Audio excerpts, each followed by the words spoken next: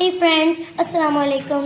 This is your favorite Tehzeeb from TeebzCorner. Today I'm going to show you a really quick recipe of French toast. For that we need 1 egg, 2 spoons of milk and 2 spoons of sugar.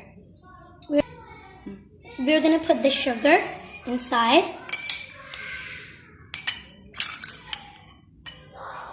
Shake it well, like this.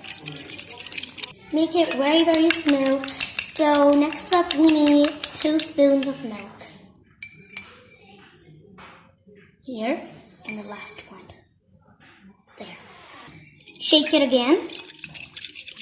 Heat your oil and you're going to fry your toast into it.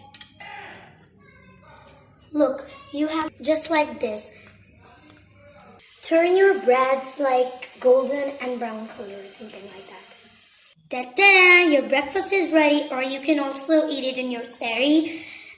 Stay tuned with me. I'm gonna make another dish which name is mitanda. So please don't forget to subscribe our channel, share and like. Bye!